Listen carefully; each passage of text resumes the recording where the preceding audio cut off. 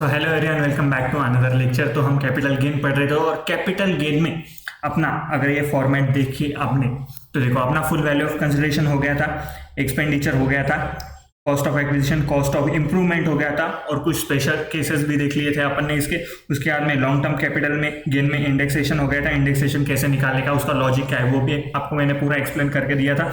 अब बस एक ही चीज बाकी है ये पूरे फॉर्मेट में से, जो है अपने एग्जम्पशंस। ये एग्जाम्पशंस अपने को पढ़ने हैं। 54 वाली सीरीज के जो डिडक्शंस है, अपने एग्जाम्पशंस है, वो अपने को पढ़ने हैं अभी। तो आज के लेक्चर में हम 54 के सारी सीरीज के एग्जाम्पशंस कवर करेंगे और जो टैक्स रेट है अपने 112 ए वाले 112 और 111 ए वाले जो टैक्स रेट है, long term capital gain, short term capital gain, तो उसके जो बेसिक में हमने पढ़े थे उसका एक बार लॉजिक देखेंगे। कौन से असेट के ऊपर कौन सा टैक्स रेट एप्लीकेबल होता है, 112 सेक्शन में क्या लिखा है, 112 ए में क्या लिखा है, 111 ए में क्या लिखा है, वो हम पढ़ेंगे वो चार्ट में।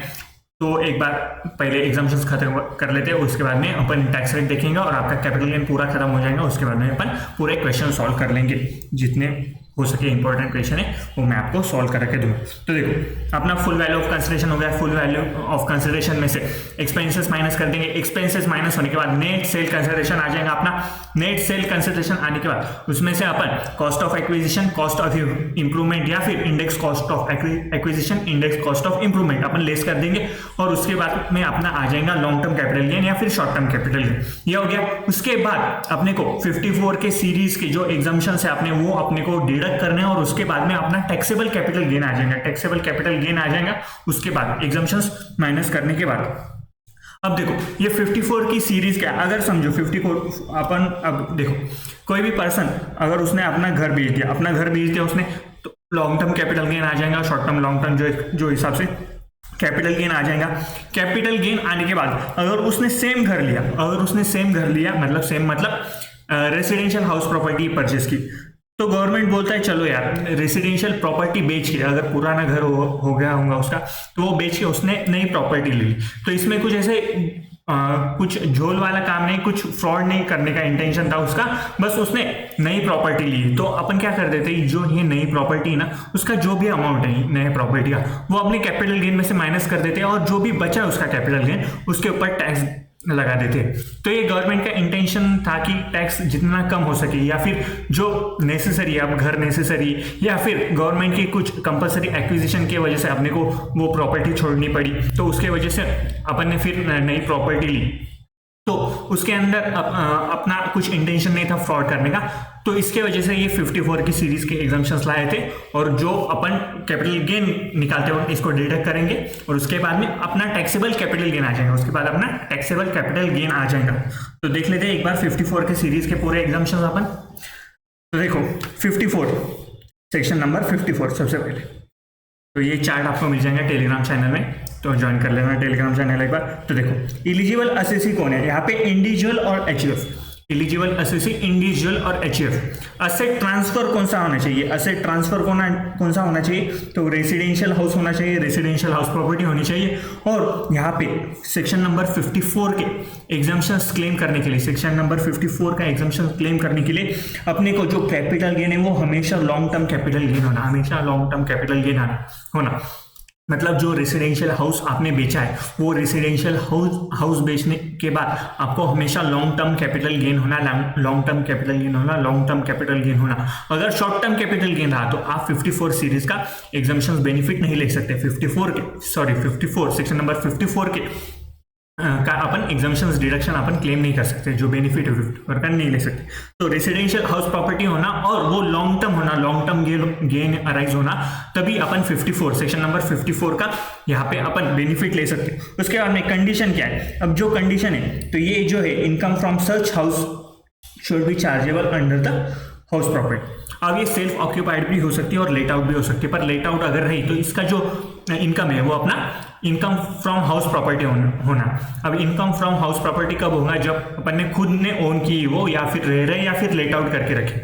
अगर बिजनेस होगा तो उनका अगर प्रॉपर्टी सेल परचेस का बिजनेस होगा तो ये पीजीबीपी में चला जाएगा। तो पर उनका जो इनकम है वो अगर रेंट पे दे के रखा होगा उन्होंने, उनकी हाउस प्रॉपर्टी, तो फिर यहाँ पे आ सकता है। पर बिजनेस के लिए वो इंडिविजुअल का होना, इंडिविजुअल और एचयूएफ का ही बिजनेस होना। अगर कोई कंपनी रही तो फिर से 54 सेक्शन नंबर 54 का बेनिफिट वो क्लेम नहीं कर सकते वहां।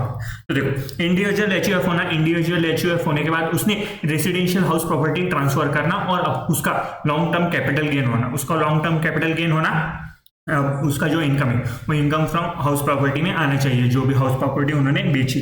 अब जो भी असेट ले रहे, जो भी नया असेट ले रहे, अब जो असेट बेचा है उसके बदले में कुछ नया असेट लेंगे, तो अपना क्वालिफाइंग असेट कौन सा है, या फिर asset in which capital gain has been invested, जिसमें भी अपन ने अपना कैपिटल गेन इन्वेस्ट किया है। जो क्वालिफाइड असेट, जो असेट पुरानी असेट बेच के अपन ने जो नई असेट ली है, तो वो कौन सी होनी चाहिए। तो देखो एक तो एक वन रेसिडेंशियल हाउस सिचुएटेड और 2 residential house situated in India. मतलब इंडिया में अपन प्रॉपर्टी ले सकते हैं, इंडिया में अपन प्रॉपर्टी ले सकते हैं। इंडिविजुअल एचयूएफ उसने अगर रेसिडेंशियल प्रॉपर्टी बेच दी और उसके ऊपर लॉन्ग टर्म कैपिटल गेन आया और उसके बदले में उसने एक रेसिडेंशियल प्रॉपर्टी या फिर 2 रेसिडेंशियल प्रॉपर्टी उसने परचेस कर ली, तो अपन 54 का सेक्शन नंबर 54 का एग्जम्पशंस क्लेम करेंगे, बेनिफिट ले सकते हैं। अब यहाँ पे where capital gain does not exceed 2 crore, where capital gain does not exceed 2 crore. अब देखो 1 residential house property situated in India या फिर 2 residential house property where capital gain does not exceed 2 crore. मतलब अगर 2 करोड़ से कम अपना कैपिटल गेन है, 2 करोड़ से कम अपना कैपिटल गेन, 2 करोड़ से कम अपना कैपिटल गेन है, तो अपन 2 हाउस प्रॉपर्टी भी ले सकते हैं, 2 हाउस प्रॉपर्टी भी ले सकते हैं, 2 हाउस प्रॉपर्टी भी ले सकते हैं। 2 करोड़ से ज्यादा नहीं भाई, 2 करोड़ से कम देखने का अपने को। देखो 2 residential house in India where capital gain does not exceed 2 crore, does not exceed 2 crore, मतलब 2 करोड़ तक अपना कैपिटल गेन रहा, 2 करोड़ तक अपना कैपिटल गेन रहा, तो हम 2 हाउस प्रॉपर्टी भी ले सकते हैं, 2 हाउस प्रॉपर्टी भी ले सकते हैं, 2 हाउस प्रॉपर्टी भी ले सकते हैं। अब जब भी ऐसे अमाउंट आती तो अपन क्या सोचते हैं, 2 करोड़ से ऊपर आके 2 हाउस प्रॉपर्टी ले सकते हैं, ऐसा नहीं है। 2 करोड़ तक अमाउंट रही, 2 करोड़ तक अपना कैपिटल गेन रहा, तो 2 करोड़ तक अपना कैपिटल रहने के बाद अपन 2 हाउस प्रॉपर्टी भी परचेस कर सकते हैं, 2 हाउस प्रॉपर्टी भी परचेस कर सकते हैं। पर 2 करोड़ के ऊपर कैपिटल गेन है, 2 करोड़ के ऊपर अपना कैपिटल गेन है, तो बस अपन एक ही हाउस प्रॉपर्टी परचेस करेंगे, एक ही हाउस प्रॉपर्टी परचेस करेंगे और उसका अपन बेनिफिट क्लेम करेंगे। अगर 2 करोड़ के ऊपर अगर जा रहा है, 2 करोड़ के ऊपर अपन जा रहा है, तो अपन एक ही हाउस प्रॉपर्टी का ले सकते हैं, या फिर 2 करोड़ तक रहा, 2 करोड़ तक अपना कैपिटल गेन रहा, तो अपन दोनों प्रॉपर्टी का यहाँ पे बेनिफिट ले सकते हैं। अब देखो टाइम लिमिट। अब ये जो प्रॉपर्टी ले रहे हैं अपन, जो हाउस प्रॉपर्टी बेची, हाउस प्रॉपर्टी बेचने के बाद अपने को लॉन्ग टर्म कैपिटल गेन आया, लॉन्ग टर्म कैपिटल गेन आने के बाद अपन ने वो उससे एक कोई रेसिडेंशियल हाउस परचेस किया या फिर अपना कैपिटल गेन 2 करोड़ तक है, तो अपन 2 हाउस प्रॉपर्टी भी परचेस कर सकते हैं।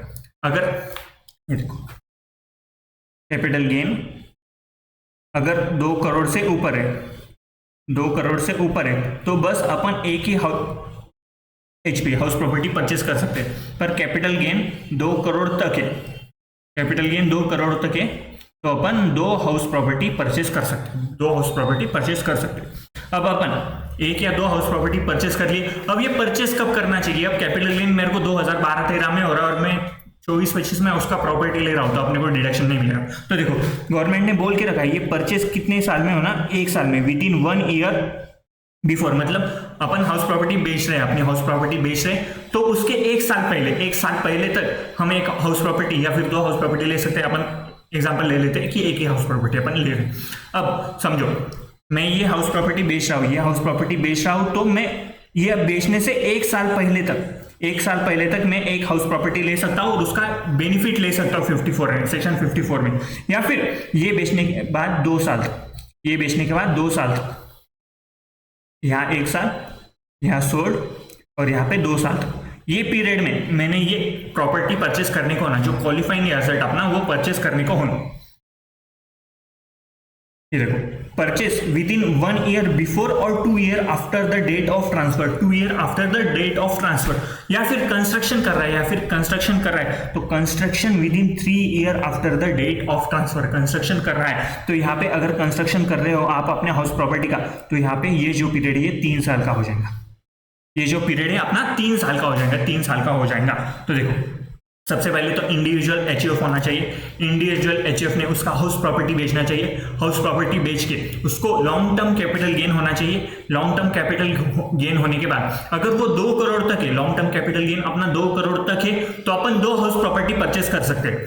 पर अगर लॉन्ग टर्म कैपिटल गेन अपना 2 करोड़ से ज्यादा है तो अपन एक ही हाउस प्रॉपर्टी परचेस कर सकते हैं, एक ही हाउस प्रॉपर्टी परचेस कर सकते हैं। उसके बाद अपने को ये जो हाउस प्रॉपर्टी परचेस करना है वो कब करना है, तो सोल्ड कर रहे हैं उससे 1 साल पहले या 2 साल के बाद अपने को हाउस प्रॉपर्टी परचेस करना है।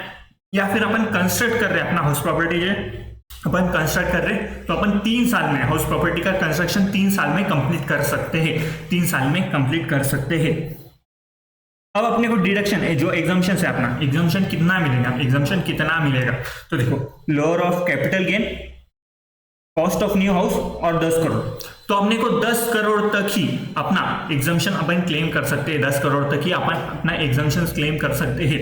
तो फिर से एक बार 54 individual HUF long term capital gain होना, हाउस प्रॉपर्टी बेच के अगर 2 करोड़ तक अपना कैपिटल गेन है तो अपन 2 हाउस प्रॉपर्टी परचेस कर सकते हैं। अगर 2 करोड़ से ऊपर अपना कैपिटल गेन है तो अपन एक ही हाउस प्रॉपर्टी परचेस कर सकते हैं। या हाउस प्रॉपर्टी कब परचेस करना, अपन सोल्ड कर रहे उससे 1 साल पहले या फिर 2 साल बाद। पर अगर कंस्ट्रक्ट कर रहे होंगे तो अपन सोल्ड कर रहे उस दिन से अपन 3 साल तक उसका कंस्ट्रक्शन कंप्लीट होना चाहिए। अब अपने को एग्जम्पशन कितना मिलेगा, एग्जम्पशन कितना मिलेगा, तो capital gain lower of following बोला है, मतलब कैपिटल गेन या फिर अपन ने जो न्यू हाउस परचेस किया है, जो भी न्यू हाउस परचेस किया है वो, या फिर 10 करोड़ या फिर 10 करोड़ उसका अपन एग्जम्पशन लेंगे, उसका अपन बेनिफिट लेंगे। और जो भी अब बैलेंस फिगर बचेगा, जो भी अब बैलेंस फिगर बचेगा उसके ऊपर हम लॉन्ग टर्म कैपिटल गेन का अपना टैक्स पे कर देंगे, लॉन्ग टर्म कैपिटल गेन का अपना टैक्स पे कर देंगे।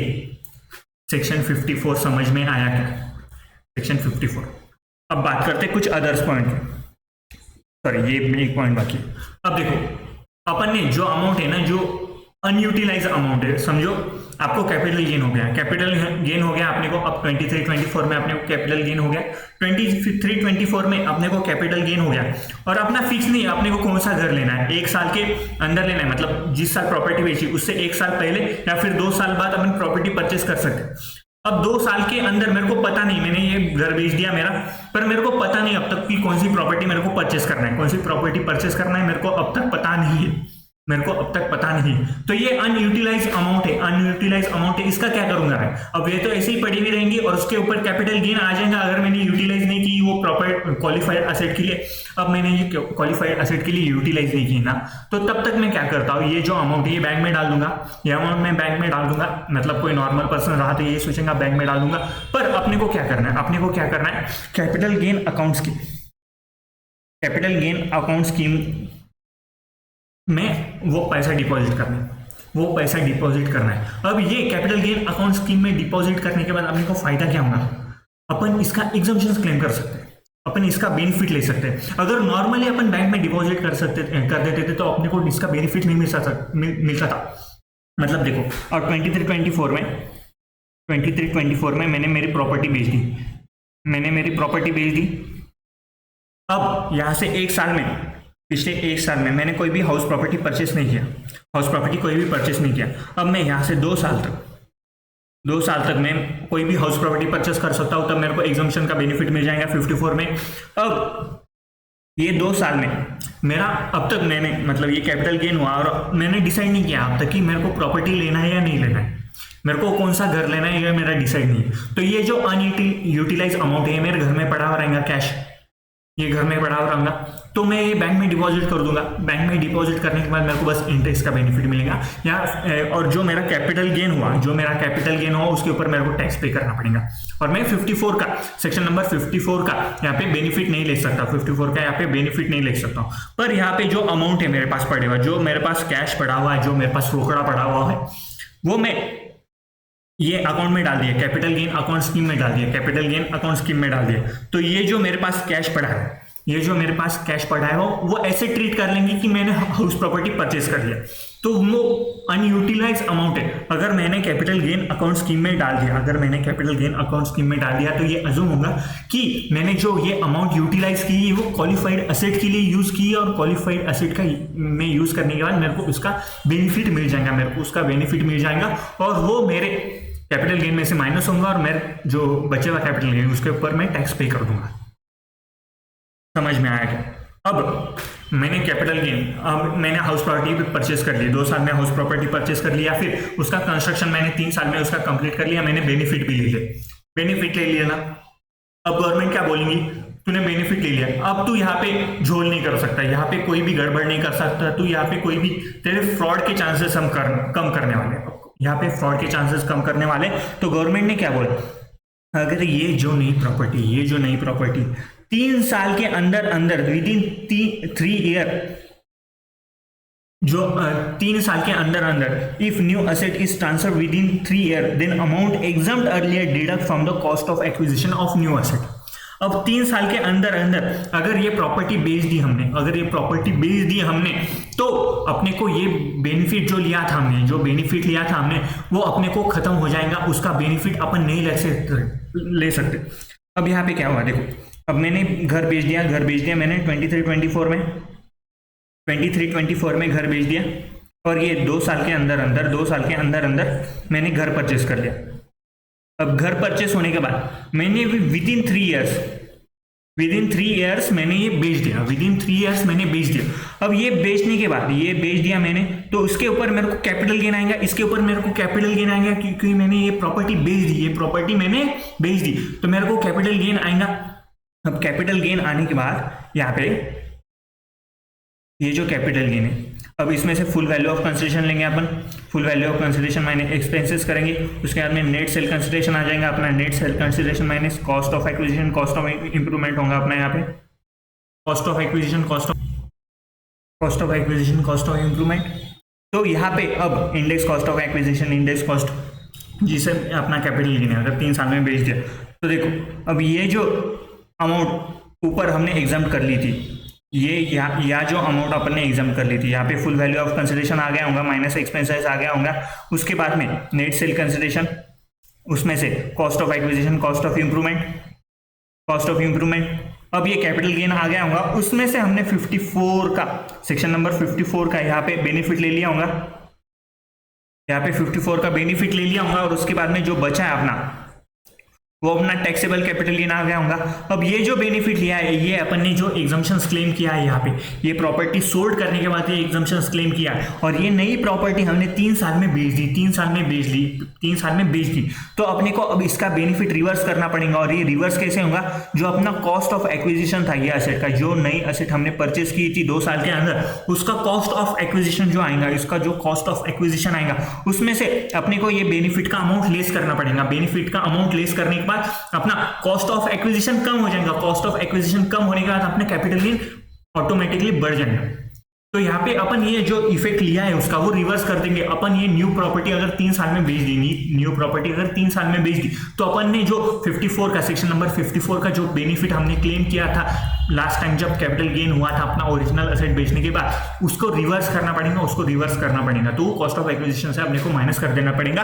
तो देखो न्यू असेट अगर ट्रांसफर कर दिया 3 साल में, तो अपने को डिडक्ट करना पड़ेगा from cost of acquisition of new asset, जो बेचा अपन 3 साल के अंदर, तो न्यू असेट से माइनस कर देने के बाद अपने को कैपिटल गेन जो है अपना बढ़ जाएगा।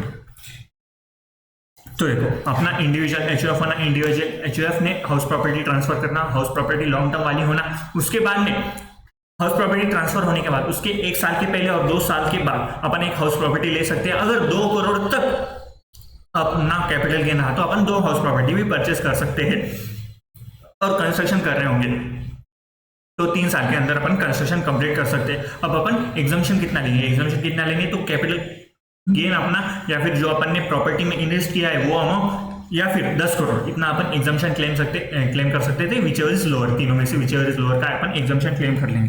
अब अगर अपना अमाउंट अनयूटिलाइज रहा तो हम कैपिटल गेन अकाउंट स्कीम में ये अमाउंट अनयूटिलाइज अमाउंट अपन वहां पे डिपॉजिट कर देंगे। अब विड्रॉल ऑफ स्कीम कब होगा, ये जो न्यू प्रॉपर्टी हमने परचेस की 2 साल के अंदर 3 साल के अंदर जो कंस्ट्रक्ट की जो प्रॉपर्टी, ये हमने 3 साल के अंदर बेच दी, 3 साल के अंदर ये प्रॉपर्टी बेच दी, तो अपने को जो 54 का बेनिफिट हमने लास्ट टाइम लिया था वो अपने को रिवर्स करना पड़ेगा, जिसमें किसमें से, जो कॉस्ट ऑफ एक्विजिशन है न्यू प्रॉपर्टी का, उसमें से अपने को लेस करना पड़ेगा और अपना कैपिटल गेन बढ़ जाएगा उस केस में। अब देखो अब क्या होता, ये घर मैंने बेच दी 23-24 में, मैंने ये घर बेच दिया। घर बेचने के बाद यहाँ पे 2 साल के अंदर अंदर मेरे को घर लेना है, घर ले लूंगा मैं 2 साल के अंदर, तो मेरे को बेनिफिट मिल जाएगा 54 का। अब 54 का बेनिफिट लेने के लिए मेरे को एक घर पसंद है, मेरे को एक घर पसंद आया और मैंने बहुत फ्यूचर का प्लानिंग कर लिया, मैंने बहुत फ्यूचर का प्लानिंग कर लिया और मेरे बीवी बच्चे को जो बच्चे होंगे मेरे उनका भी काम आएगा।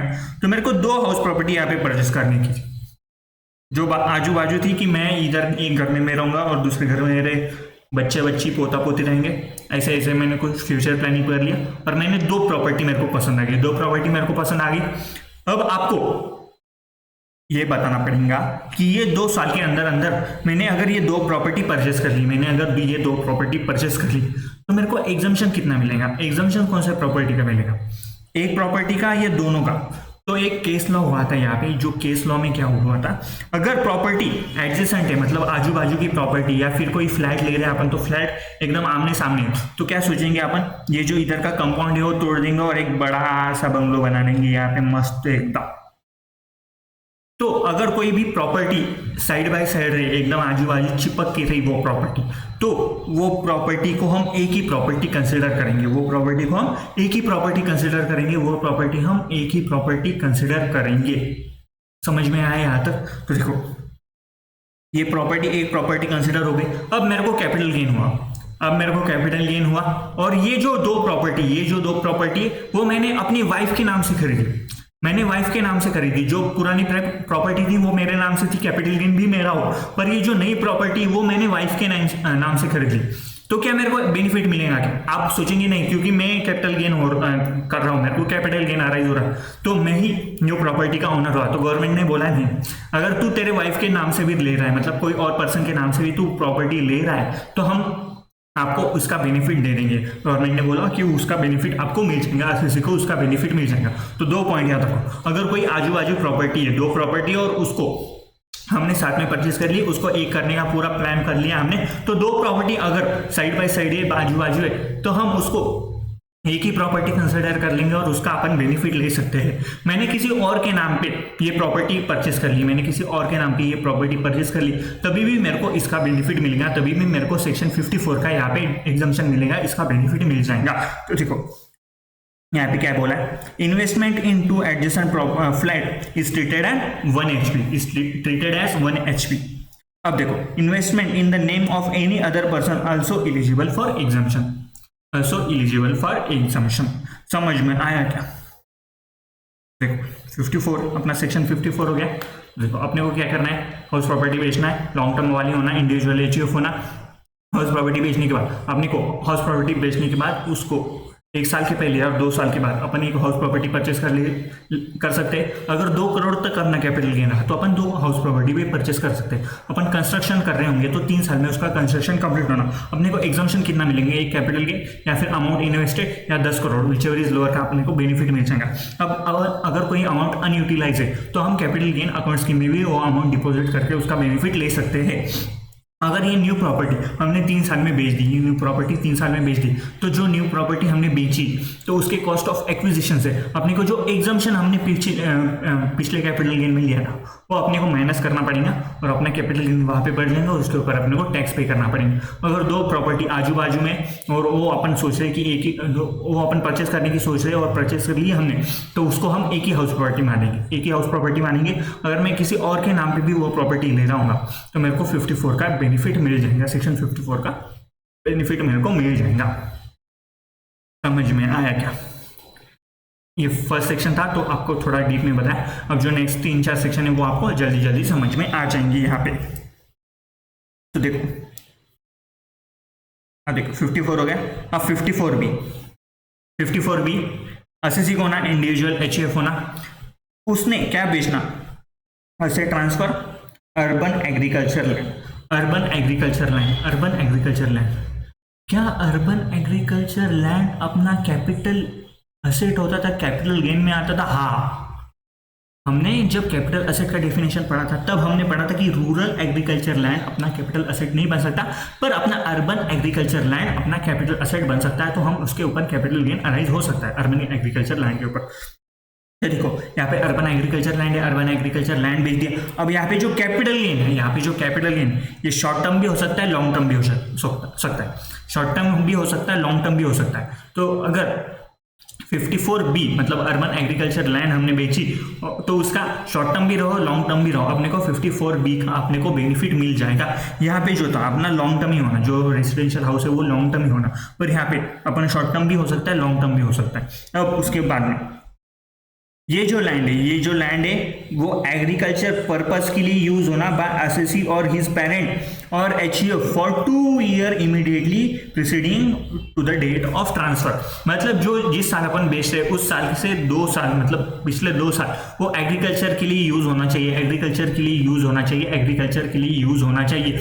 Land should be use by the agriculture purpose by assessee और हिज पेरेंट्स और HUF for 2 year immediately preceding to the date of transfer. मतलब 2 साल के लिए ये एग्रीकल्चर पर्पस के लिए यूज होनी चाहिए। अब एग्रीकल्चर पर्पस आपको एग्रीकल्चर जब एग्री इनकम सिखाया था मैंने तब बताऊंगा एग्रीकल्चर पर्पस क्या होता है कि अपन प्राइमरी उस पर एक्टिविटी करते हैं। तो एग्रीकल्चर पर्पस के लिए यूज होना चाहिए 2 साल तक, immediately preceding to the date of transfer से पहले 2 साल के लिए ये जो अर्बन एग्रीकल्चर लैंड है वो एग्री पर्पस के लिए यूज होना चाहिए। तो देखो यहाँ पे इंडिविजुअल एचईएफ है, अर्बन एग्रीकल्चर लैंड होना लॉन्ग टर्म भी हो सकता है, शॉर्ट टर्म भी हो सकता है। अब लैंड जो है लैंड अपना एग्रीकल्चर पर्पस के लिए यूज होना चाहिए 2 साल तक, मतलब ट्रांसफर करने से 2 साल के ट्रांसफर करने से पहले 2 साल वो एग्री पर्पस के लिए यूज होना चाहिए। अब ये जो लैंड है उसके बदले में हम क्या परचेस करना चाहिए, land for being use for the agriculture purpose. मतलब हमने अर्बन एग्रीकल्चर लैंड बेचा, आपने अर्बन एग्रीकल्चर लैंड बेचा और उसके बदले में हमारा क्वालिफाइड असेट कौन सा है, तो हम बस एग्री पर्पस के लिए कोई भी लैंड परचेस करने को ना, एग्री पर्पस के लिए कोई भी लैंड परचेस करने को ना, तो उधर रूरल भी हो सकता है अर्बन भी हो सकता है। यहाँ पे उन्होंने बताया नहीं कि ऊपर हमने अर्बन एग्रीकल्चर लैंड ही बेचा तो आप नीचे भी अर्बन एग्रीकल्चर लैंड लो, नहीं, ऊपर long term capital gain, short term capital gain, कोई भी कैपिटल गेन हो सकता है, अर्बन एग्रीकल्चर लैंड चाहिए और उसके बदले में हम बस land B use for the agriculture purpose. यहाँ पे नहीं बोला उन्होंने रूरल एग्रीकल्चर लैंड होना या अर्बन एग्रीकल्चर लैंड होना, यहाँ पे बस उन्होंने मेंशन करके रखा है कि यहाँ पे बस एग्रीकल्चर पर्पस का लैंड होना। समझ में आया क्या? तो देखो अर्बन एग्रीकल्चर लैंड बेचना चाहिए, लॉन्ग टर्म या शॉर्ट टर्म अपने को उससे फर्क नहीं पड़ेगा 54B में, तो उसके बदले में हमें और वो एग्रीकल्चर लैंड है जो ट्रांसफर कर रहे हैं उससे पहले 2 साल के लिए वो एग्री पर्पस के लिए यूज होना चाहिए और उसके बदले में हम एग्रीकल्चर लैंड परचेज करेंगे। रूरल भी हो सकता है, अर्बन भी हो सकता है, रूरल भी हो सकता है, अर्बन भी हो सकता है। उसके बाद में purchase within 2 year after the date of transfer, तो 2 साल तक अपने को ये परचेस करने को होना। ये जो लैंड बेची हमने कैपिटल गेन अराइज हुआ, उसके बदले में अर्बन एग्रीकल्चर लैंड बेची हमने, उसके बदले में हमको लॉन्ग टर्म या शॉर्ट टर्म कोई भी कैपिटल गेन हो सकता है और उसके बदले में हम बस एग्रीकल्चर लैंड परचेस करेंगे। एग्रीकल्चर लैंड हमको कितने साल में परचेस करना है, 2 साल में परचेस करना है। अब यहाँ पे कंस्ट्रक्शन नहीं हो सकता ऑब्वियसली, तो यहाँ पे कोई कंस्ट्रक्शन का क्लॉज नहीं है। अपना एग्रीकल्चर पर्पस के लिए लैंड परचेस करें तो 2 साल में ये एग्रीकल्चर लैंड वाला अपना एग्रीकल्चर लैंड अपन परचेस करने को होना। अब एग्रीकल्चर लैंड परचेस को होना तो अपने को एग्जम्पशन कितना मिलेगा, कैपिटल गेन और cost of new agri land, capital gain और cost of new agriculture land को अपना बेनिफिट मिल जाएगा 54B में।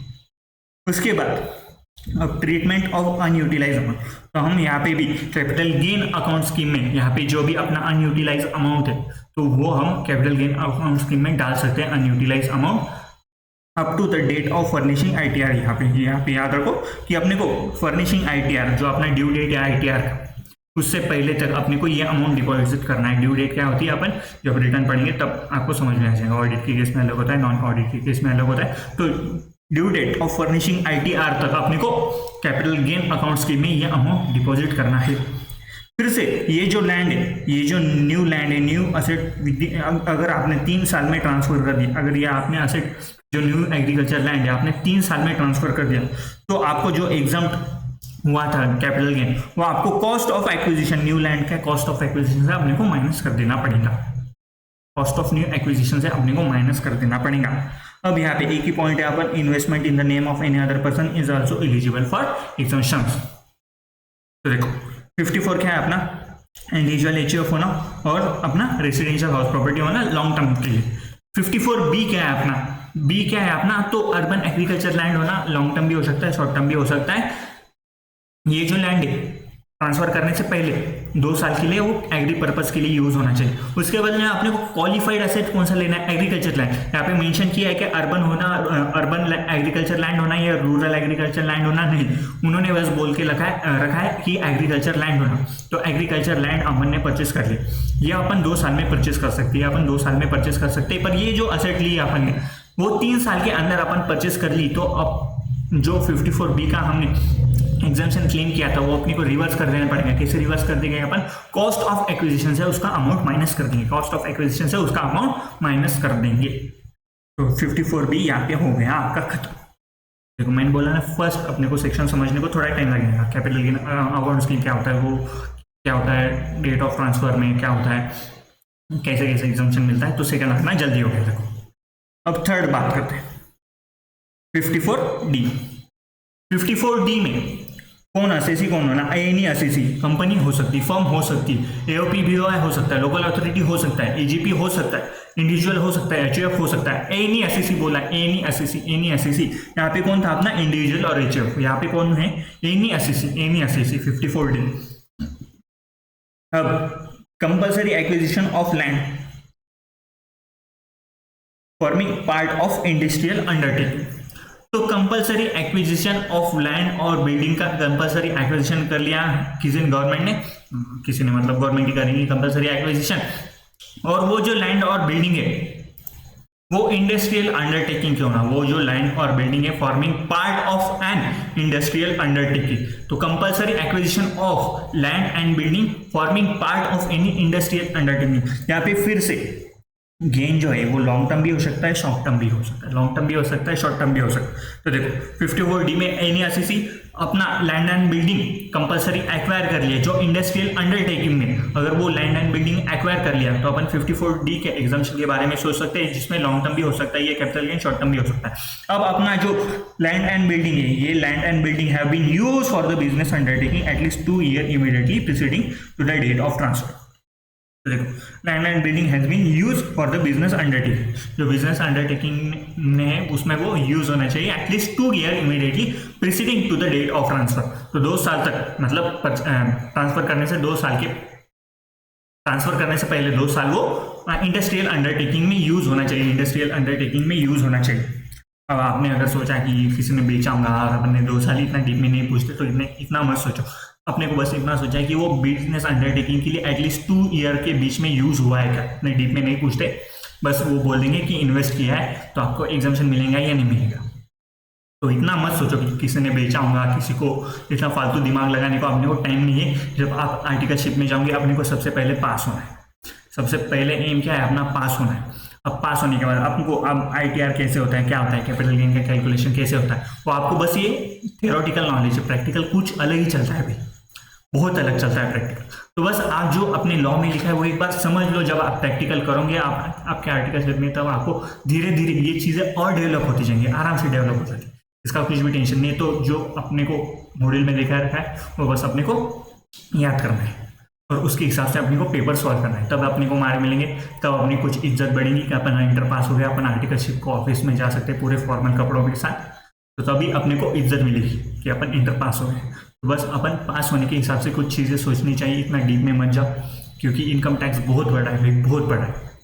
आपको अब ये जो CA इंटर का ये इनकम टैक्स लिया, तो बस आपको 5 हेड पढ़ने और कुछ रिटर्न तक का पढ़ना है। अगर आप फाइनल का सिलेबस देखिए, फाइनल के सिलेबस में 4-5 मॉड्यूल है और उसमें भी केस लॉ अलग दिए हुए, तो उसमें पूरा इनकम टैक्स से अपना जो रिटर्न फाइलिंग करने के बाद उसका असेसमेंट कैसे होता है, असेसमेंट होने के बाद जो अपना सर्वे रेड पड़ती है, वो रेड मूवी देखी होंगी आपने, तो वो कैसे होता है, सर्च सीजर, वो सारी चीज़ें होती है। उसके बाद में इंटरनेशनल टैक्सेशन कैसे होता है, इंटरनेशनल टैक्सेशन, अब बहुत सारे फर्म में इंटरनेशनल टैक्सेशन का कंसेप्ट ही नहीं होता है, बहुत बड़ी बड़ी फर्म रही तो भाई इंटरनेशनल टैक्सेशन उनको प्रैक्टिस में आता है, पर फाइनल पास करने के लिए तो पढ़ना ही पड़ेगा, फाइनल पास करने का तो अपने को पढ़ना ही पड़ेगा, तो इंटरनेशनल टैक्सेशन भी होता है। तो ऐसी बहुत सारी चीज़ें होंगी जो आपको लगेगा कि अपन इसमें डीप में जाएंगे, तो डीप में जाने की कोशिश मत करो। जितना अपने को जनरल ऊपर से नॉलेज मिल रहा है वो अपने को लेने का, वो अप्लाई करने का, क्वेश्चन के ऊपर पास हो जाने का टेंशन नहीं लेने का, सिंपल फंडा है। जब तक अपने को CA की डिग्री नहीं मिलेंगे तब तक अपने को कोई भी इज्जत नहीं देगा। जब तक अपने पास CA की डिग्री आ जाएंगी, मतलब CA की डिग्री होने के बाद ही आपको साइन को कीमत होगी, नहीं तो आप कितने भी आपके पेपर के ऊपर साइन कर दो, उसके पहले अपना सीए का नाम लगा लो, अपने को कोई भी भाव नहीं देने वाला है। तो जितना दिए हुआ है अपने सिलेबस में वो जनरल अंडरस्टैंडिंग ले लो, क्या होता है कैसे होता है, वो प्रैक्टिकल लाइफ में समझ जाओगे आराम से। तो देखिए, तो अपने को अंडरटेकिंग है, जो बिजनेस अंडरटेकिंग है, जो बिजनेस अंडरटेकिंग है एटलीस्ट 2 ईयर इमीडिएटली प्रीसीडिंग जो है वो अपने बिजनेस अंडरटेकिंग के लिए यूज होना, बिजनेस अंडरटेकिंग में यूज होना। अब यहाँ पे क्या लेना है अपने को, क्वालिफाइंग एसेट क्या अपना, लैंड एंड बिल्डिंग और right in land and building, land and building और right in land and building. यहाँ पे इंडस्ट्रियल अंडरटेकिंग बोला है क्या फिर से? नहीं, अपने को बस लैंड एंड बिल्डिंग लेना है और right in land and building लेना है। मतलब राइट मतलब यूज करने का राइट भी लिया अपन ने किसी से, वो लैंड एंड बिल्डिंग, तो यहाँ पे अपना क्वालिफाइंग एसेट हो जाएगा वो, यहाँ पे अपना क्वालिफाइंग एसेट हो जाएगा वो। अब ये जो लैंड एंड बिल्डिंग यहाँ पे करेक्शन कर लो, मैं नोट्स में अपलोड कर दूंगा। यहाँ पे इंडस्ट्रियल भी होना, इंडस्ट्रियल होना, ये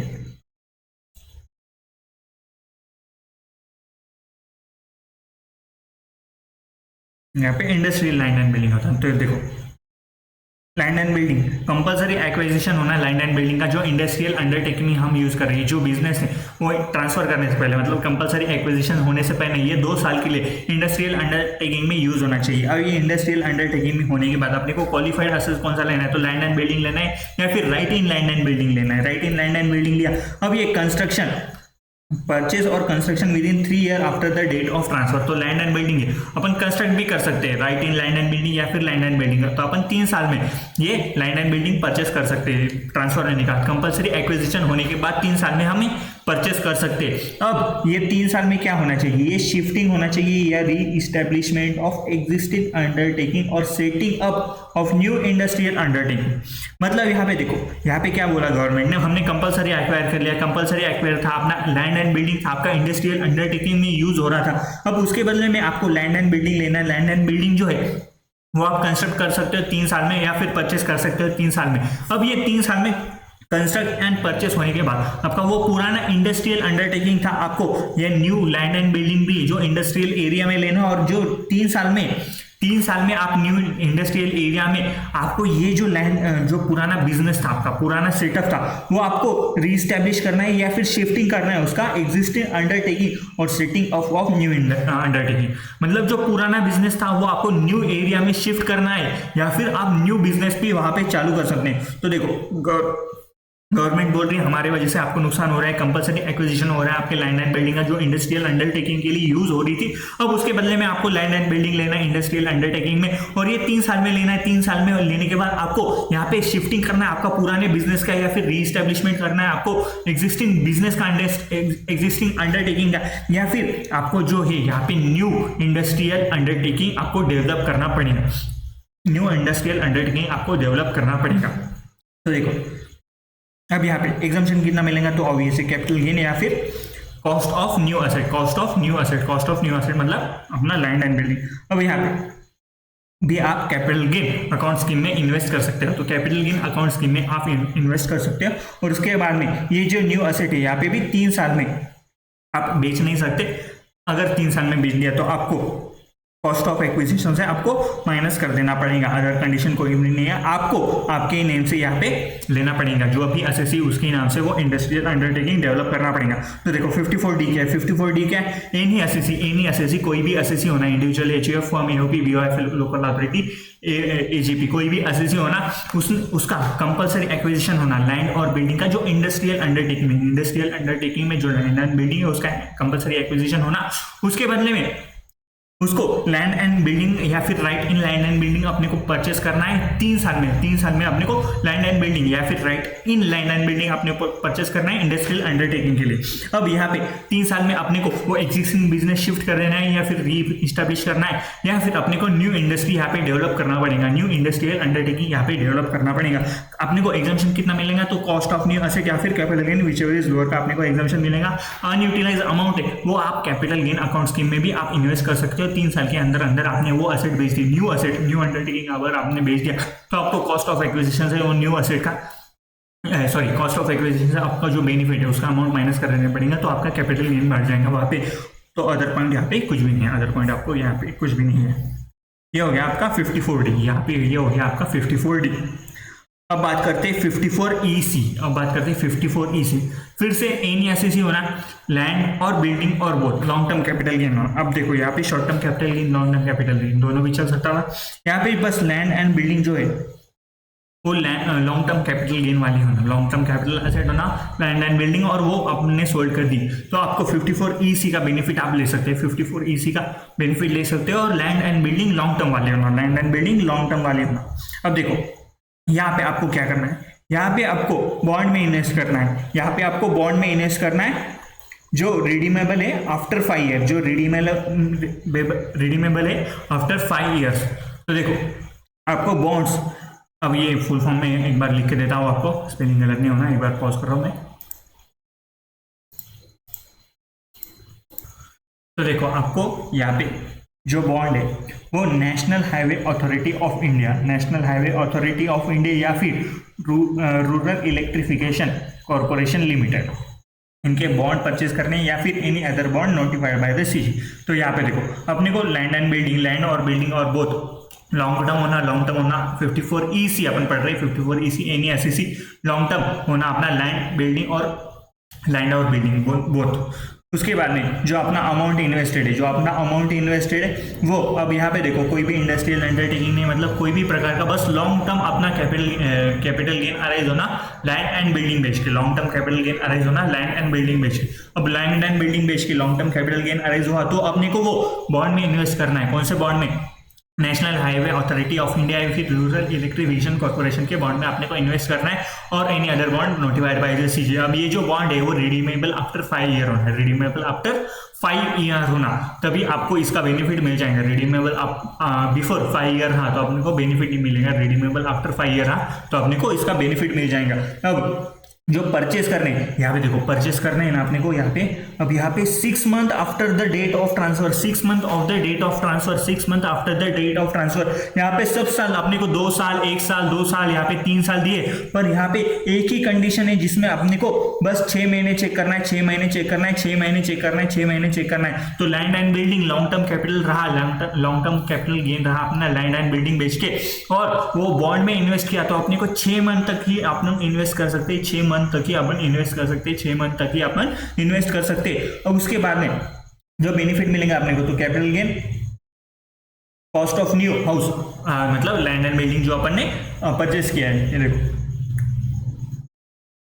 कॉस्ट ऑफ न्यू हाउस कैसे आ गए, तो देखो एक बार चेक कर लेते हैं।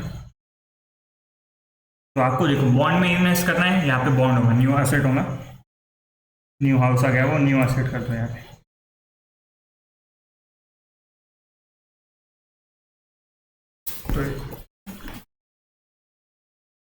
गलत हो गया तो फिर से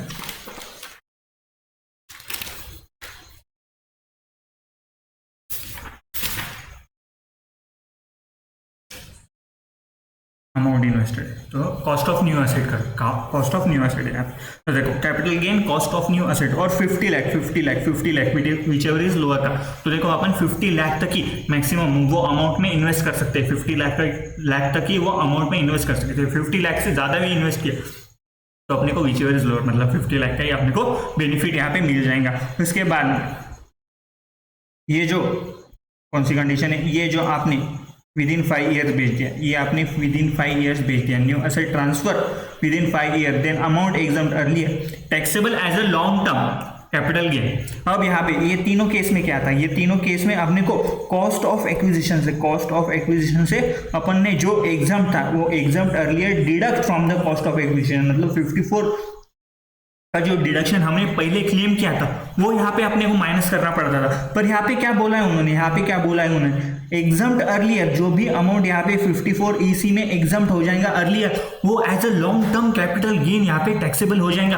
अपने को कोई भी कॉस्ट ऑफ एक्विजिशन से अपने को लेस नहीं करना है, यहाँ पे कॉस्ट ऑफ एक्विजिशन आएगा नहीं, मतलब यहाँ पे जो बॉन्ड है अपने को 6 साल में परचेस करने हैं, वो 5 साल के रिडीमेबल होना, और बॉन्ड है, बॉन्ड का जो अपना कॉस्ट ऑफ एक्विजिशन है आपने पढ़ा होगा ऊपर, जो अपन कॉस्ट ऑफ एक्विजिशन अलग अलग निकालते हैं। तो देखो यहाँ पे कोई भी कॉस्ट ऑफ एक्विजिशन अपने को नहीं लेना है, कॉस्ट ऑफ एक्विजिशन अपने को नहीं लेना है। यहाँ पे सीधा जो अमाउंट है 54EC का, 54EC का अमाउंट जो सीधा है वो आपको लॉन्ग टर्म कैपिटल गेन से अपने को टैक्सेबल कर देना पड़ेगा, और लॉन्ग टर्म कैपिटल गेन से अपने को टैक्सेबल कर देना पड़ेगा। कॉस्ट ऑफ एक्विजिशन से माइनस मत करो, कॉस्ट ऑफ एक्विजिशन से माइनस मत करो यहाँ पे। और बाकी कोई कंडीशन रही तो देखो, in case of conversion of land and building into stock in trade. हाँ, अब जो आपने कंडीशन देखी, जो लैंड एंड बिल्डिंग थी अपना, जो कैपिटल एसेट था, वो हमने स्टॉक इन ट्रेड में कन्वर्ट कर दिया, स्टॉक इन ट्रेड में कन्वर्ट कर दिया। और स्टॉक इन ट्रेड करने के बाद investment time limit 6 month shall be consider from the sale of stock in trade. जो आपने सेल किया है यहाँ पे, स्टॉक इन ट्रेड सेल होने के बाद अपनी टैक्सिबिलिटी अराइज होती थी, कैपिटल गेन की भी और पीजीबीपी की भी। जब अपना stock conversion of capital asset into stock in trade कर रहे थे पर, तो अपनी टैक्सेबिलिटी कब अराइज हो रही होंगी, जिस साल वो स्टॉक अपना बेच दिया, जिस साल अपन ने वो स्टॉक बेच दिया उस साल अपनी टैक्सेबिलिटी अराइज हो रही थी, उस साल अपनी टैक्सेबिलिटी अराइज हो रही थी। तो अपने को 6 महीने कब से लेना है, जिस साल वो स्टॉक इन ट्रेड बेच दिया आपने, जिस साल वो स्टॉक इन ट्रेड बेच दिया हमने, उस साल से अपने को 6 महीने, उस दिन से अपने को 6 महीने कंसिडर करना पड़ेगा। और अपन वो बॉन्ड में इन्वेस्ट कर सकते हैं, NHAI और REC के बॉन्ड में अपन इन्वेस्ट कर सकते हैं, जो बॉन्ड 5 साल के बाद रिडीमेबल होना, 5 साल के बाद रिडीमेबल होना। अगर वो 5 साल के पहले हमने बेच दिए, 5 साल के पहले बेच दिए, तो यहाँ पे अपना जो एग्जम्पशन का अमाउंट है वो directly long term capital gain बोल के टैक्सेबल हो जाएंगे। यहाँ पे कॉस्ट ऑफ एक्विजिशन से अपने को माइनस नहीं करना है, directly long term capital asset बोल के, लॉन्ग टर्म कैपिटल गेन बोल के अपने को टैक्सेबल कर देना पड़ेगा वो एग्जम्पशन का अमाउंट। ये हो गया अपना 54EC। और लास्ट सेक्शन है अपना 54F, लास्ट सेक्शन है अपना 54F। तो यहाँ पे इंडिविजुअल और HF, एसएससी को ना individual HF, any capital asset other than the, क्या है यहाँ पे, अदर देन रेसिडेंशियल हाउस, और वो लॉन्ग टर्म होना। रेसिडेंशियल हाउस के अलावा कोई भी आप एसेट बेच रहे, कोई भी, जो आपने कैपिटल एसेट की डेफिनेशन पढ़ी थी उसमें से रेसिडेंशियल हाउस के अलावा कोई भी हम एसेट बेच रहे होंगे और वो लॉन्ग टर्म कैपिटल गेन है, वो लॉन्ग टर्म कैपिटल एसेट होगा और लॉन्ग टर्म कैपिटल गेन अपने को अराइज हो रहा होगा, तो अपन 54F का एग्जम्पशन क्लेम कर सकते हैं, 54F का एग्जम्पशन क्लेम कर सकते हैं। अब ये जो है देखो, assessee should not own assessee should not own more than one residential house on the date of transfer।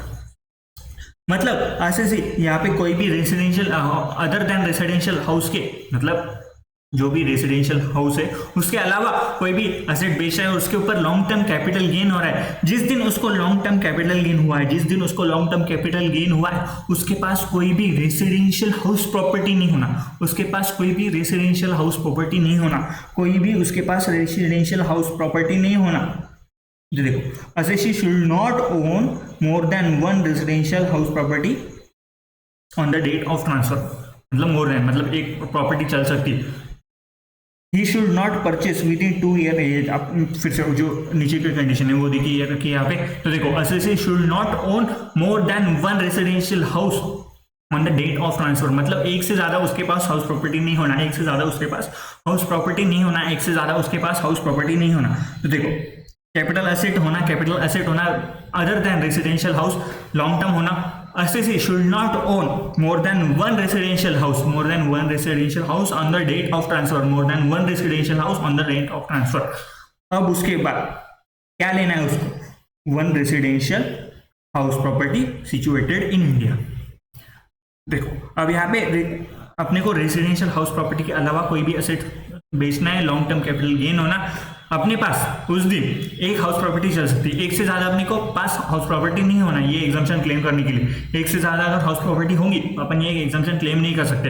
अब यहाँ पे अपने को क्या परचेस करना है, one residential house situated in India, one residential house situated in India, one residential house situated in India. अब ये जो है आपने परचेस कर लेना चाहिए 1 year before, 2 year after from the date of transfer, construction within 3 year from the date of transfer. ये same condition आ गई अपनी कि जो सोल्ड किया है उससे 1 साल में अपन उस साल 1 साल पहले हम परचेस कर सकते हैं, या फिर 2 साल के बाद परचेस कर, सोल्ड करने के बाद 2 साल के बाद हम उसका परचेस कर सकते हैं, 2 साल तक अपन परचेस कर सकते हैं। या फिर कंस्ट्रक्ट कर रहे हैं तो 3 साल तक हम कंस्ट्रक्शन कर सकते हैं, 3 साल तक हम कंस्ट्रक्शन कर सकते हैं। अब यहाँ पे देखो, यहाँ पे एग्जाम्पशन का अमाउंट थोड़ा अलग है, एग्जाम्पशन का अमाउंट थोड़ा अलग है।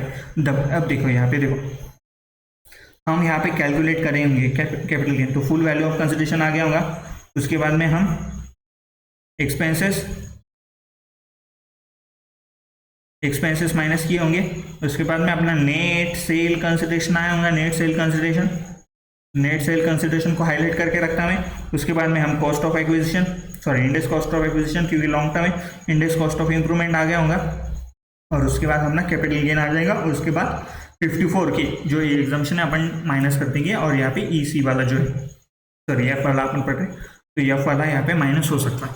अब देखो ये एग्जाम्पशन छोड़ रहा है। अब देखो full value of consideration minus expenses ये आ जाएगा, net sale consideration, index cost of acquisition, index cost of improvement, अपना कैपिटल गेन आ जाएंगे। अब यहाँ पे अपना एंटायर कैपिटल गेन है, कैपिटल गेन एग्जम्प्ट हो जाएगा इफ जो कैपिटल गेन है अपने, ये पूरा का पूरा कैपिटल गेन अपना एग्जम्प्ट हो जाएगा, पूरा का पूरा कैपिटल गेन अपना एग्जम्प्ट हो जाएगा। कब? अगर जो न्यू हाउस प्रॉपर्टी अपन ले रहे हैं, न्यू हाउस प्रॉपर्टी, उसका अमाउंट नेट सेल कंसिडरेशन से ज्यादा होना है। नेट सेल कंसिडरेशन यहाँ पे कैपिटल गेन नहीं है भाई लोग, यहाँ पे नेट सेल कंसिडरेशन है। जो अपना नेट सेल कंसिडरेशन है उसके अमाउंट से अगर ज्यादा रहा, उसके अमाउंट से अगर ज्यादा रहा new cost of new house property, cost of new house अगर नेट सेल कंसिडरेशन से ज्यादा रहा तो अपना पूरा कैपिटल गेन एग्जम्प्ट हो जाएगा। पर यहाँ पे if cost of new house जो अपना नेट सेल कंसिडरेशन से कम रहा, कॉस्ट ऑफ न्यू हाउस अपना नेट सेल कंसिडरेशन से कम रहा, कॉस्ट ऑफ न्यू हाउस अपना नेट सेल कंसिडरेशन से कम रहा, तो अपने को कैपिटल गेन जो आया अपना लास्ट में कैलकुलेट करके into amount invested in new house upon net sale consideration, इसका अपने को बेनिफिट मिलेगा। तो देखो अपना अगर जो न्यू हाउस परचेस करते हैं तो सबसे पहले देखो अपने को क्या करना है, अपने को कोई भी एसेट बेच देने का है जो लॉन्ग टर्म होगा, जो लॉन्ग टर्म अपना कैपिटल गेन आ जाएगा। कोई भी एसेट अपन बेच सकते हैं अदर देन रेसिडेंशियल हाउस। आपने को क्या परचेस करना है? रेसिडेंशियल हाउस परचेस करना है सिचुएटेड इन इंडिया। अब जो रेसिडेंशियल हाउस परचेस कर रहे हैं कैपिटल गेन निकालेंगे ऊपर। अब जो cost of new residential house है, अगर ये अपना नेट सेल कंसिडरेशन से अमाउंट ज्यादा होगा जो इन्वेस्ट किया है हमने न्यू हाउस में, अगर नेट सेल कंसिडरेशन से ज्यादा होगा तो अपना पूरा का पूरा कैपिटल गेन एग्जम्प्ट हो जाएगा। पर अपना कॉस्ट ऑफ न्यू हाउस है वो अपना नेट सेल कंसिडरेशन से कम है, तो अपने को capital gain into amount invested in new house divide by net sale consideration, मतलब अपने को प्रोपोर्शनेट अपना उसका प्रोपोर्शनेट जो है अपना कैपिटल गेन आया है उसका प्रोपोर्शनेट नेट सेल कंसिडरेशन के प्रोपोर्शनेट अपने को उसका एग्जम्पशन मिल जाएगा, नेट सेल के प्रोपोर्शन में उसका एग्जम्पशन मिल जाएगा। तो capital gain into amount invested divided by net sale consideration का अपना एग्जम्पशन लेना है। अब देखो if the cost of new house is exceed 10 crore, the amount exceeding 10 crore will not account, मतलब अपने को यहाँ पे मैक्सिमम एज जो है अपने को 10 करोड़ तक यहाँ पे अपने को बेनिफिट मिल जाएगा। 10 करोड़ से कोई भी ऊपर अमाउंट है, 10 करोड़ से कोई भी ऊपर अमाउंट है तो अपने को इग्नोर कर देनी, अपने को यहाँ पे 10 करोड़ तक ही उसका बेनिफिट मिल जाएगा, 10 करोड़ तक ही अपने को उसका बेनिफिट मिल जाएगा। अब यहाँ पे भी कैपिटल गेन अकाउंट स्कीम में हम इन्वेस्ट कर सकते हैं। कैपिटल गेन अकाउंट स्कीम में जो न्यू एसेट है वो ट्रांसफर कर दिया है यहाँ पे, तो amount exempt earlier is taxable as long term capital gain. यहाँ पे भी कोई कॉस्ट ऑफ एक्विजिशन में से अपने को कोई भी माइनस नहीं करना है, यहाँ पे कोई भी कॉस्ट ऑफ एक्विजिशन से अपने को माइनस नहीं करना है, डायरेक्ट अपने को लॉन्ग टर्म कैपिटल गेन उसको चिपका देना है। अब ये जो इन्वेस्ट कर रहे हैं अपन, ये कोई भी दूसरे पर्सन के नाम पे भी हम परचेस कर सकते हैं, दूसरे पर्सन के नाम पे भी हम परचेस कर सकते हैं। तो समझ में आया क्या यार? एक बार फटाफट रिवाइज कर लेते हैं, आज का एक लेक्चर यही खत्म कर देते हैं अपन, एक बार फटाफट रिवाइज कर लो। देखो 54 सेक्शन नंबर 54, तो हम क्या कर रहे थे 54 के एग्जाम्पशन की सीरीज पढ़ रहे थे। तो 54 के एग्जाम्पशन में सबसे पहले हमने पढ़ा है सेक्शन नंबर 54 जिसमें इंडिविजुअल और एचयूएफ होना, उसने रेसिडेंशियल हाउस लॉन्ग टर्म वाला लॉन्ग टर्म कैपिटल असेट होना, वो रेसिडेंशियल हाउस अगर सोल्ड कर दिया और लॉन्ग टर्म कैपिटल गेन हुआ अपने को, तो हम यहाँ पे सेक्शन नंबर 54 का बेनिफिट ले सकते हैं। आप बेनिफिट क्या होना, तो देखो उसके बदले में हमको एक रेसिडेंशियल हाउस या फिर 2 करोड़ तक अपना कैपिटल गेन है तो हम 2 रेसिडेंशियल हाउस भी ले सकते हैं। अब ये जो परचेस करना है अपने को, जो सोल्ड किया हमने उससे पहले 1 साल तक अपन ले सकते हैं, 1 साल तक, या फिर सोल्ड करने के बाद 2 साल तक हम ये परचेस कर सकते हैं प्रॉपर्टी, या फिर कंस्ट्रक्ट कर रहे होंगे तो जिस साल हमने बेचा है उस साल से 3 साल तक हम ये प्रॉपर्टी कंस्ट्रक्ट कर सकते हैं। उसका बेनिफिट कितना मिलेगा अपने को, तो देखो capital gain amount invested in new house और 10 करोड़ तक अपन उसका बेनिफिट ले सकते हैं, which ever is lower. Upon unutilise amount रहा तो कैपिटल गेन अकाउंट स्कीम में इन्वेस्ट कर देंगे। अगर ये 3 साल में बेच दिया न्यू प्रॉपर्टी हम, तो हमको cost of acquisition of new asset से इसको माइनस कर देना पड़ेगा जब भी हम बेच रहे हैं। अदर पॉइंट में अगर दो आजू बाजू की अगर प्रॉपर्टी हमने परचेस कर ली तो उसको एक ही प्रॉपर्टी परचेस कंसिडर करना पड़ेगा, और किसी दूसरे के नाम से भी हम ये प्रॉपर्टी परचेस कर सकते हैं। इसके बाद में हम गए थे 54B में। 54B में अपने को इंडिविजुअल HUF SSC होना, अर्बन एग्रीकल्चर लैंड होना, या फिर यहाँ पे अपना कैपिटल गेन लॉन्ग टर्म भी हो सकता है, शॉर्ट टर्म भी हो सकता है, कोई भी मतलब नहीं। और अर्बन एग्रीकल्चर लैंड बेचने के बाद अपने को जो लैंड है वो एग्रीकल्चर लैंड परचेस करना है। अब ये अर्बन भी हो सकती है, रूरल भी हो सकती है, हमने को बस एग्रीकल्चर लैंड परचेस करना है। ये लैंड हम 2 साल के अंदर अंदर परचेस कर सकते हैं ट्रांसफर करने के बाद। ये लैंड परचेस करने के बाद अपने को उसका बेनिफिट मिल जाएगा, एग्जम्पशन मिल जाएगा 54B के अंदर, जो अपना कैपिटल गेन और amount invested in new agriculture land में हमने जो भी अमाउंट इन्वेस्ट किया उसका अपने को बेनिफिट मिल जाएगा। अगर अनयूटिलाइज अमाउंट है वो कैपिटल गेन अकाउंट स्कीम में हम डिपॉजिट कर सकते हैं। न्यू असेट अगर 3 साल में बेच दिया तो अपने को कॉस्ट ऑफ एक्विजिशन के उसको माइनस कर देना पड़ेगा। अपना जो डिडक्शन है वो कॉस्ट ऑफ एक्विजिशन अपने को माइनस कर देना पड़ेगा, और अपन दूसरे के नाम से भी ये लैंड ले सकते हैं। उसके बाद में हम गए थे 54D के अंदर। 54D में अपने को असेसी कोई भी हो सकता है, कोई भी असेसी चल सकता है। Compulsory acquisition of land and building of industrial undertaking होना, इंडस्ट्रियल अंडरटेकिंग या लैंड एंड बिल्डिंग उन्होंने कंपलसरी एक्विजिशन होने को होना। ये लैंड एंड बिल्डिंग अपने अंडरटेकिंग में 2 साल के लिए यूज होने को होना।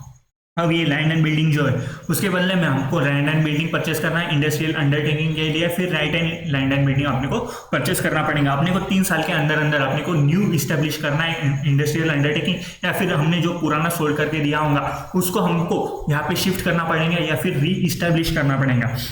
हमने यहाँ पे अपने को एग्जाम्पशन कितना मिलेगा, तो कैपिटल गेन अमाउंट इन्वेस्टेड, जो न्यू अपन ने लैंड एंड बिल्डिंग किया उसमें जो अमाउंट इन्वेस्ट किया है, या फिर capital gain whichever is lower का अपने को बेनिफिट मिल जाएगा। यहाँ पे जो भी अनयूटिलाइज अमाउंट है वो हम कैपिटल गेन अकाउंट स्कीम में यहाँ पे डिपॉजिट कर सकते हैं। न्यू असेट अपन 3 साल के अंदर अंदर बेच दिया तो अपन ने जो असेट बेचा है उसके कॉस्ट ऑफ एक्विजिशन से अपना जो बेनिफिट का अमाउंट है वो अपन माइनस कर देंगे, उसकी वजह से अपना कैपिटल गेन बढ़ जाएगा, और अदर कंडीशन में कोई भी पॉइंट नहीं था इसका। उसके बाद हम गए थे 54EC के अंदर, जिसमें अपना असेसी कोई भी हो सकता है, लैंड एंड बिल्डिंग या फिर बोथ, उसका सोल्ड करने को होना। इसके बदले में अपने को परचेस करने है बॉन्ड। बॉन्ड कितने महीने परचेस करने हैं, 6 महीने बनने को बॉन्ड परचेस करने हैं। बॉन्ड कौन से होना, NHAI या फिर REC के बॉन्ड होना, या फिर कोई भी गवर्नमेंट नोटिफाइड बॉन्ड होना, जिसमें अपने को 6 महीने के अंदर अंदर इन्वेस्ट कर देना पड़ेगा from the date of transfer. 6 महीने के अंदर अंदर इन्वेस्ट करने के बाद ये जो रिडीमेबल बॉन्ड है 5 साल के बाद रिडीमेबल होना चाहिए, 5 साल के बाद रिडीम होना चाहिए। अब अपने को बेनिफिट कितना मिलेगा, कैपिटल गेन या फिर कॉस्ट ऑफ इन्वेस्टमेंट या फिर 50 लाख विचएवर इज लोअर का अपने को यहाँ पे बेनिफिट मिल जाएगा। अगर ये 5 साल के अंदर अंदर बेच दी, ये बॉन्ड जो है 5 साल के अंदर अंदर बेच दी, तो जो अपना पिछले बार एग्जाम्पशन क्लेम किए थे 54 के अंदर, जो अपन 54EC के अंदर बेनिफिट लिए थे, वो directly long term capital gain बोल के यहाँ पे अपने को टैक्सेबल कर देना पड़ेगा।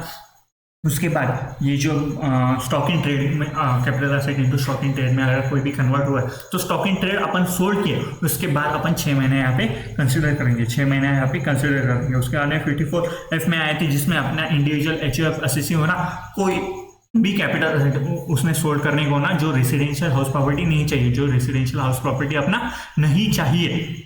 जो असेसी है वो उसके पास जिस दिन उसने सोल्ड किया है, ये प्रॉपर्टी सोल्ड किया है अदर देन रेसिडेंशियल हाउस, तो उसके पास एक से ज़्यादा हाउस प्रॉपर्टी नहीं होना, एक से ज़्यादा हाउस प्रॉपर्टी नहीं होना। अब यहाँ पे जो क्वालिफाइड असेट जो परचेस करना है उसको residential house situated in India purchase करना है 1 साल के अंदर, 1 साल पीछे या 2 साल तक पर सोल्ड करने के बाद 2 साल तक वो प्रॉपर्टी परचेस कर सकता है, या फिर कंस्ट्रक्शन रहा तो 3 साल तक वो कंस्ट्रक्ट कर सकता है। अब यहाँ पे कैपिटल गेन जो एग्जाम्पशन है अपना 54F का एग्जाम्पशन तो कैसा मिलेगा, अगर कैपिटल गेन जो है अपना जो नेट सेल कंसिडरेशन जो न्यू हाउस परचेस किया है वो नेट सेल कंसिडरेशन से अगर ज़्यादा होगा अमाउंट, नेट सेल कंसिडरेशन से अगर वो न्यू हाउस का अमाउंट ज़्यादा होगा तो अपने को पूरा का पूरा कैपिटल गेन एग्जाम्प्ट हो जाएगा। पर अपना न्यू हाउस का अमाउंट जो है वो नेट सेल कंसिडरेशन से कम रहा, नेट सेल कंसिडरेशन से कम रहा, तो अपने को प्रोपोर्शन निकालना पड़ेगा। प्रोपोर्शन कैसे निकालेंगे, तो capital gain into amount invested divided by net sale consideration का अपने को यहाँ पे बेनिफिट मिल जाएगा, नेट सेल कंसिडरेशन का अपने को बेनिफिट मिल जाएगा। और अगर 10 करोड़ से ऊपर भी कोई भी अपन ने असेट परचेस किया तो अपने को 10 करोड़ से ऊपर का अमाउंट इग्नोर कर देना है, मतलब अपने को 10 करोड़ की लिमिट यहाँ पे लगा देनी पड़ेगी। अगर कोई भी अमाउंट अनयूटिलाइज है तो हम यहाँ पे कैपिटल गेन अकाउंट स्कीम में ही उसको डिपॉजिट कर सकते हैं। अगर 3 साल के अंदर अंदर ये अपन ने असेट बेच दिया, 3 साल के अंदर अंदर ये असेट बेच दिया, तो ये जो पिछले साल मतलब पिछला कैपिटल गेन में जो अपने को बेनिफिट मिला था वो directly long term capital asset capital gain बोल के अपन टैक्सेबल कर देंगे। यहाँ पे कोई भी कॉस्ट ऑफ एक्विजिशन से वो अमाउंट माइनस करना नहीं पड़ेगा। उसके बाद में अदर कंडीशन में कोई भी पर्सन के नाम पे अपन वो प्रॉपर्टी परचेस कर सकते हैं। समझ में आया? क्या ये हो गया आपका 54 का पूरा सीरीज यहाँ पे खत्म। 54 का यहाँ पे पूरा खत्म हो गया। बस आपका बचा है अब टैक्स रेट, जो आपने लॉन्ग टर्म और शॉर्ट टर्म के आप इसके पूरे क्वेश्चन सॉल्व कर सकते हो आराम से अभी विद एग्जाम्शन के बेनिफिट के साथ पूरा एग्जाम आप क्वेश्चन सॉल्व कर सकते हो। जो टैक्स रेट के क्वेश्चन है वो बहुत कम है कैपिटल गेन के। अगर पॉइंट ऑफ व्यू से बात की तो कैपिटल गेन की टैक्स निकालना हो इसके क्वेश्चन कम है, पर यहाँ तक आप 54 के एग्जाम्शन तक पूरे के पूरे क्वेश्चन आप सॉल्व कर सकते हो। नेक्स्ट लेक्चर में अपन जो टैक्स रेट है वो लेंगे 112 है और 111 है कि अपन डिफरेंस समझ लेंगे, उसके टैक्स रेट लेंगे और जो भी इंपॉर्टेंट क्वेश्चन है वो अपन डिस्कस कर लेंगे और अपने कैपिटल गेन यहाँ पे खत्म हो जाएगा। अगर पसंद आया तो लाइक कर देना याद से। चलो मिलते हैं नेक्स्ट लेक्चर में, बाय बाय।